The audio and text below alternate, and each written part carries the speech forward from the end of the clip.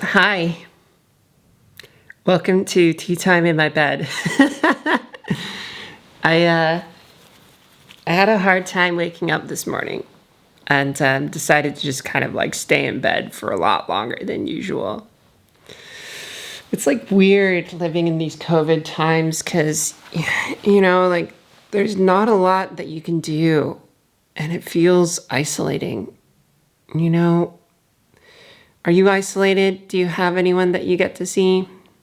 I don't really see many people. I'd say in the last 2 weeks, I've seen one person. Now, I've seen people walking outside and in the streets, but I'm pretty socially isolated. And so it's a lot of time being spent with myself. And it's a weird feeling spending so much time with yourself. Have you been spending time with yourself a lot more than usual? Have you noticed how your relationship with yourself is a little different now? When you spend so much time with yourself and you don't have this social distraction of other people, it kind of just changes your experience of who you are. And the relationship with yourself becomes sort of like a lot more under pressure. Even if you are in a relationship with someone in your home, there's more pressure put on that relationship too, right?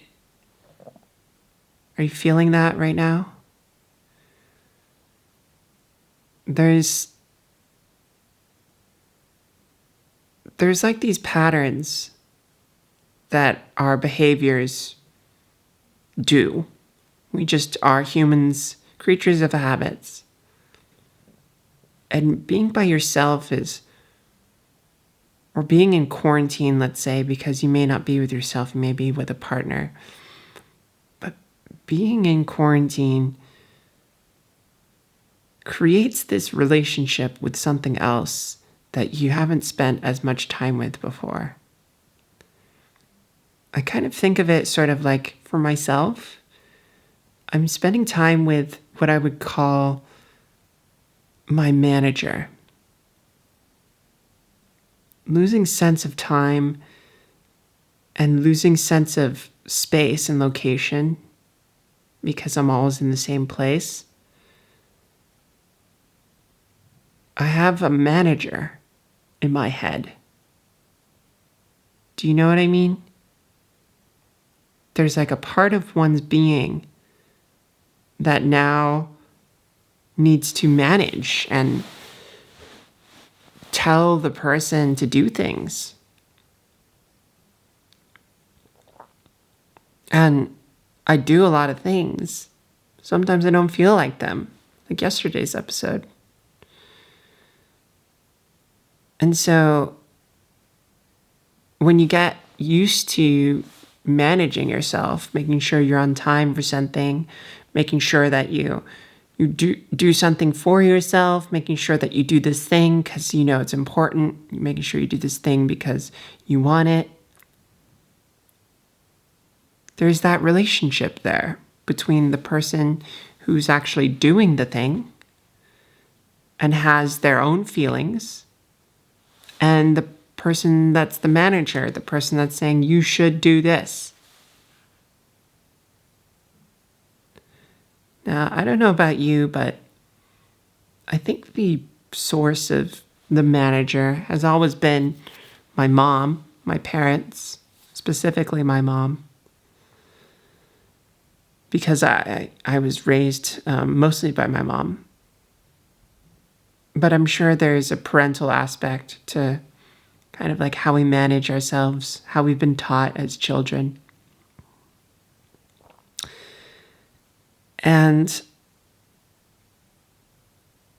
I remember the first time I realized that my mom existed within me. Just thought of like, how we find out we're more like our parents the more we age and grow.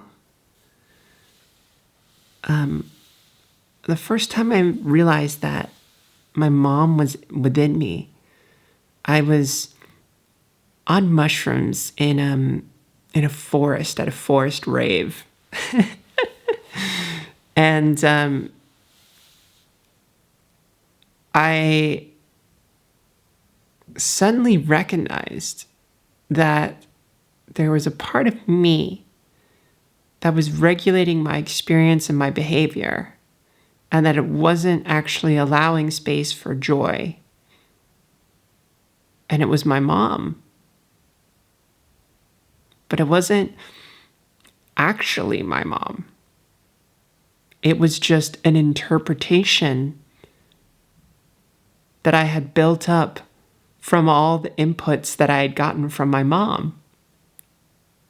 And that caricature of my mom was my manager and self-regulator, and was the thing that was holding me back from joy in that moment and experience.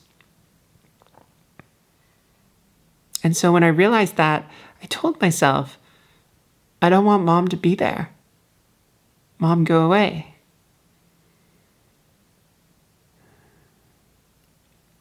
And that was over 10 years ago. And now here I am. And I don't know if it's my mom anymore, but the manager is still there. The manager is sort of like this combination of a business coach and my mom. But the part of my mom that still is there is like this high achieving sense of self. Like, you got to do this stuff. You got to show me results. And I think this is something that people who are high achievers, and I put that into quotes because, like, what is an achievement? It's whatever you want. I feel like this is the struggle of a high achiever, is they become the recipient of a lot of their own "you're not achieving enough" message. That you can never really be satisfied or full of joy. And then there's the other side of this not being the high achiever. The other side is not achieving enough, or maybe achieving enough, but maybe not being satisfied with where you are in life. Actually, it sounds like both parties are. And I'm still becoming familiar with what the other side looks like. But like, those people that kind of haven't changed for most of their life, maybe your friends in high school that you sometimes keep in touch with, or maybe know about, that have pretty much remained the same since high school. They don't want to change. They don't have a sense of dissatisfaction. They kind of remain static. And I feel like the voice or their manager is perhaps the other way around. It says, you don't need to do anything. Everything's cool. Everything's chill. I'm not really sure how that voice sounds, to be honest. And if you have that voice, I'd love to hear what that sounds like. Where are you on the manager self-voice mom partner system? What's the thing that you have a relationship in quarantine with? And how's that affecting you? Like yesterday, someone wrote, "I'm really glad that you say these long strings of questions. I'm a very curious person, and thank you for saying that. And I'll do what I just did more often if you feel that's helpful for you. Because this isn't about me. It's about you." The way that I use myself is that I'm a vessel for topics and conversations and connections, which is another way of managing myself, which is strange. But yeah, I feel a little bit like I'm in prison with my own manager, not feeling happy with myself because I'm not achieving enough or making enough progress. And then also listening to that and responding and having my own feelings. Like when you feel like you should do something, but you don't really want to do it because you're tired or other reasons. And that tension between that discrepancy can create its own tension. And so today, instead of waking up and going straight into action, I've been laying in bed and giving myself patience, time, love, acceptance. But it's a deep, deep thing to reprogram yourself. You have a lot of layers to change your behavior when you've been this one way for so long. Do you know what I mean? And so I tell myself love, I tell myself patience, but I know that she's going to come back around, this manager of mine, and tell me that I'm not doing enough or that I need to perform more.